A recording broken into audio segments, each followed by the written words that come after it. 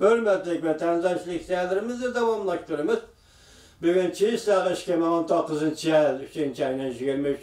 günü haftaki şembe. Endeki mavzu. Çünkü Amerika tılpının orkalık maslahatlaşıp şike devlet rehberlerkiler ayının otlarısı da yaki ahırı da uçuruşuduğun buldu mavzular haber. 3. ayının 23. gün Amerika Ovazı'nın Xitay Tili programı ilan kıldı. Washington, Amerika Cungo yeni bir nöbetlik soğudu söhbetikiler hep de asliga keltirildiğin bir paytda iki taraf tılpın arkalık söhbetleşip Amerika Qo'shma Shtatlarının Prezident Trump bilan Cungo'nun raisi Xi Jinping'nin moşa ayının ahırda söhbet ötküzüdüğünlüğünü ilan.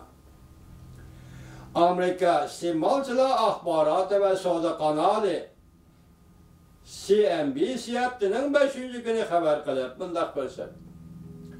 İki taraf iki devlet rehberlerinin söhbetikiler aynen keyingi yerimiga bekitildi.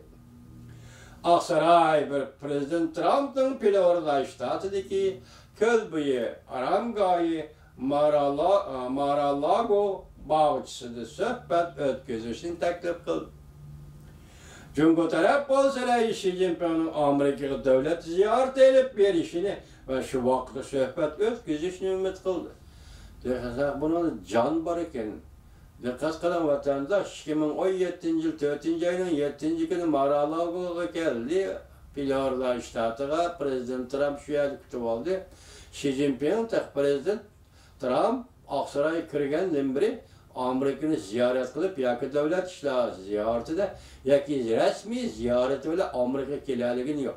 Demak hozir men davlat ishlar ziyoratida bo'laman degan taklifni o'tirib qo'yibotdi degan gap. Navbatdagi Amerika hukumatining oldida Xi Jinping hukumati yoki kim degan savolga tug'ildi. Bundan başqa Prezident Trump Fox xabarlari televiziyasining ziyoratini qabul qilganda bundaq ko'rsatdi. Jungo bilan elib berilayotgan savdo suhbatimizda ilgarilash bor. Belki en oxirgi kelishim imzolanishi mumkin. Bir kun burun Prezident Trump hali uzungacha Jungodan import qilingan tovar mollarga boj qo'yamiz deb ko'rsatgan. Muxbir bu savolni Prezident Trump'ı yandırıp koyup Amerika Jungo savdo suhbatida ovorchilik tug'ilganda shundoq ish yuz beradi deb savol qo'yganda Prezident Trump ta'kidlab, "Yo'q, undaq emas." O degani bu yerda krizis bo'lishki suhbat degan gapni hozir Prezident Trump eg'izdan chiqarayotgani yo'q. Muxbirning savoliga shunday javob beryapti. Oqsaroy amaldorlari bunday faraz qilishdi. İki taraf belki 4. ayının ahırda söhbetini ayaklaştırdı. Kelişim imzalaydı. Amerika'nın söhbet vekili Leitzer. Amerika'nın söhbet vekili Leitzer. Amerika Savdo Ministerliğinin ministeri Mnuchin. Kiler hep de Beijing'e bölüp 8. katımlık söhbetini ötküzüşki tayyarlık kıldı. Jungo'nun söhbet vekili, Jungo'nun muavin veziri diyor, onun için cevaben 4. aydan başlarında Washington'a gelip 9. katımlık Amerika Jungo söhbetiga katlaştı.